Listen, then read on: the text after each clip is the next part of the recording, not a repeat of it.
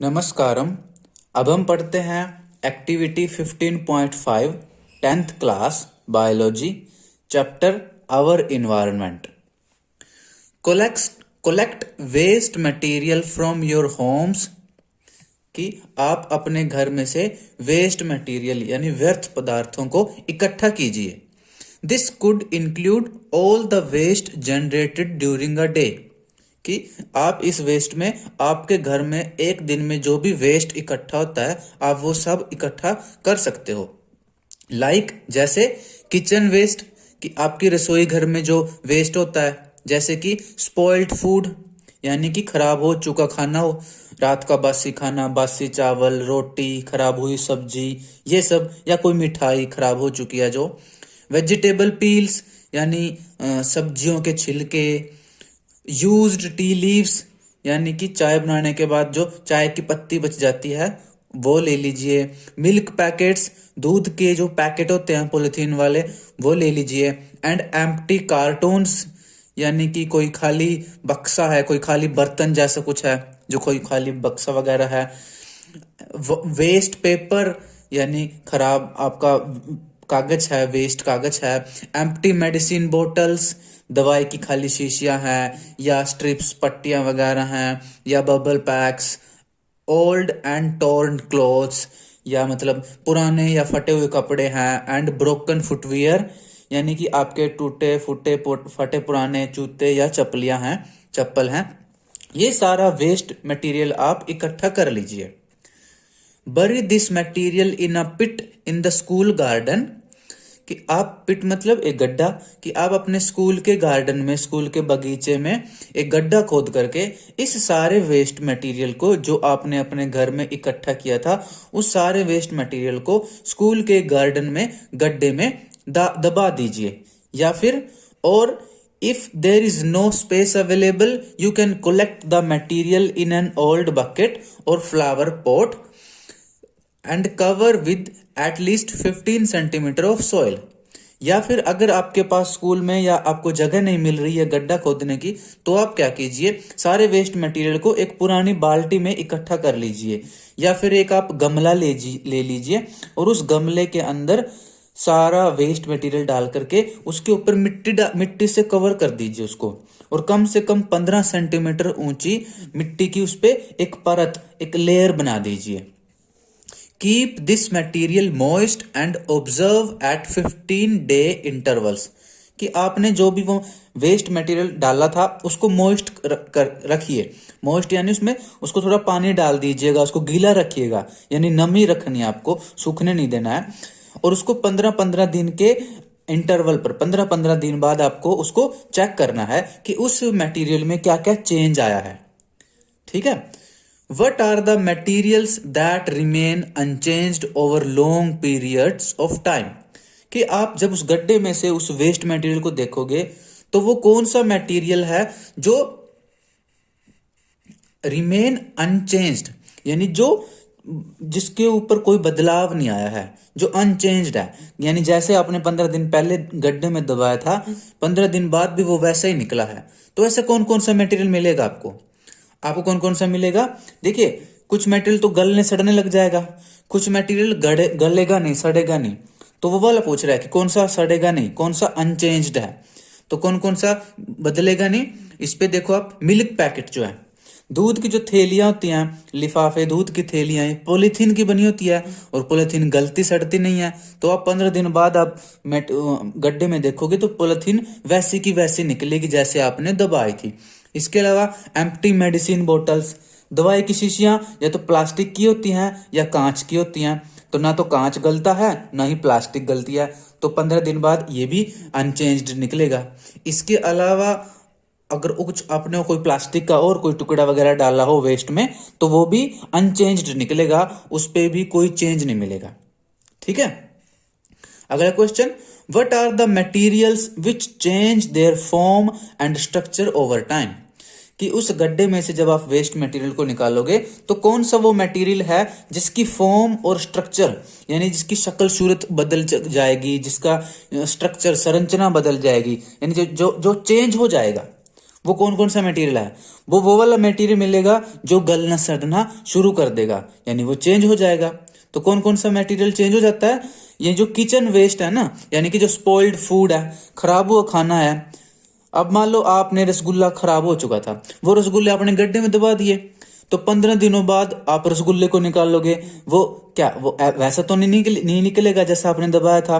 वो रसगुल्ला भी क्या गलना सड़ना शुरू कर देगा, और 15 दिनों बाद तो रसगुल्ले का पता नहीं क्या बन चुका होगा, यानी वो चेंज हो जाएगा।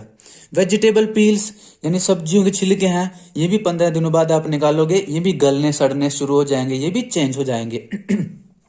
यूज्ड टी लीव्स यानी चाय बनाने के बाद जो चाय की पत्ती होती है, वो भी 15 दिनों बाद निकालोगे, वो भी गल सड़ चुकी होगी, खराब हो चुकी होगी।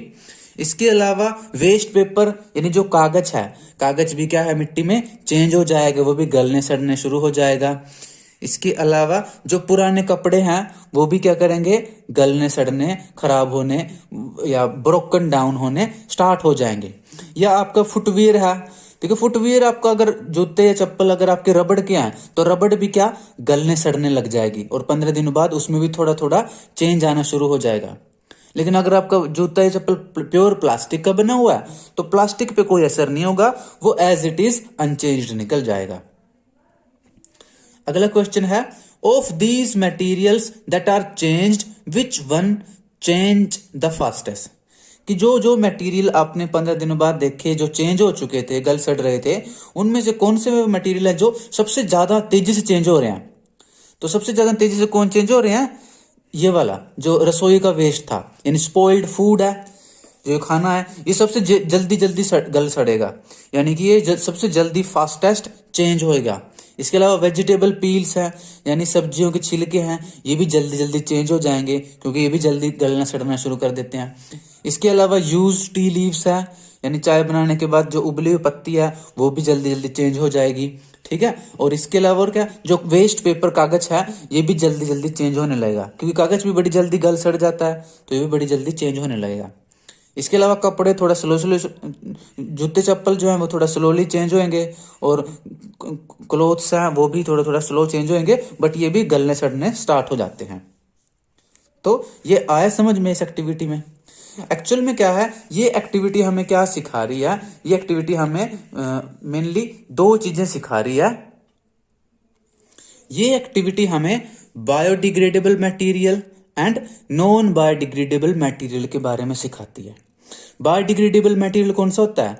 वो मटेरियल जो नेचर में नेचुरली अपने आप ही ब्रोकन डाउन होने लग जाए, यानी अपने आप ही गलने सड़ने लग जाए, यानी नेचर में जो माइक्रो ऑर्गेनिज्म वगैरह हैं वो उस मटेरियल को खुद गलाने सड़ाने लग जाएं, तो उसको मटेरियल को बोलते हैं बायोडिग्रेडेबल मटेरियल। जैसे कि कागज है, पेपर है, तो पेपर ले लिया आपने, इसको मिट्टी में दबा दो, आपको कुछ नहीं करना, मिट्टी के अंदर माइक्रोब्स होते हैं जो नेचुरली इस पेपर को गला देंगे, सड़ा देंगे, यानी ब्रोकन डाउन कर देते हैं। एक्चुअली में क्या करते हैं, वो माइक्रो ऑर्गेनिज्म इस पेपर को खा जाते हैं और इसको मिट्टी में ही मिला देंगे। तो अगर आप उसको 15 दिन या 30 दिन 1 महीने बाद देखोगे तो वहां कागज मिलेगा ही नहीं आपको, सारा कागज गल सड़ के मिट्टी में ही कन्वर्ट हो जाता है।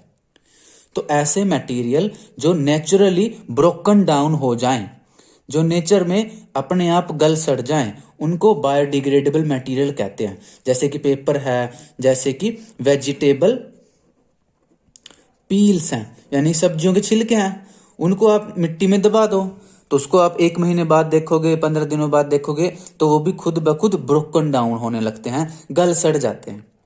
तो इस एक्टिविटी में जो आपने देखा था कि जो 15 दिनों में चेंज होने शुरू हो गए थे, गलने सड़ने शुरू हो गए थे, जैसे कि कागज था, पेपर था, वो स्पॉइल्ड फूड वगैरह था, वो सब के सब मटेरियल बायोडिग्रेडेबल मटेरियल की कैटेगरी में आते हैं। इसके अपोजिट होते हैं non biodegradable material. Non biodegradable material वो है जो नेचर में नेचुरली ब्रोकन डाउन ना हो पाए, जो जिनको माइक्रो ऑर्गेनिज्म गला सड़ा ना सकें, उनको कहते हैं नॉन बायोडिग्रेडेबल मटेरियल। इसमें एग्जांपल आता है प्लास्टिक या पॉलीथीन। तो प्लास्टिक ले लो आप या पॉलीथीन, जैसे मान लो आप प्लास्टिक की चेयर ले लो, उसको मिट्टी में दबा दो और उसको आप 1 महीने बाद निकालोगे, वो प्लास्टिक की चेयर जैसे आपने दबाई थी वैसे ही निकलेगी, ना वो गलेगी, ना वो सड़ेगी, ना वो टूटेगी। यानी कि वो क्या है, नॉन बायोडिग्रेडेबल मटेरियल होता है। तो इस एक्टिविटी में जो आपने देखा कि जो कांच की बोतलें थी, प्लास्टिक की बोतलें थी या दूध की पॉलीथीन की थैलियां थी, वो 15 दिनों बाद भी जो की तो वापस निकलती हैं, अनचेंज्ड निकलती हैं। ऐसा क्यों होता है? क्योंकि उनको माइक्रोब्स जो है वो गला सड़ा नहीं पाते, उनको खा नहीं पाते, उनको मिट्टी में कन्वर्ट नहीं कर पाते, इसलिए उन सबको कहते हैं नॉन बायोडिग्रेडेबल मटेरियल। ठीक है, तो ये एक्टिविटी हमें biodegradable and non biodegradable material के बारे में एग्जांपल लेकर के समझाती है। तो ये थी एक्टिविटी 15.5। नमस्कारम, stay healthy, stay joyful and all the best to you.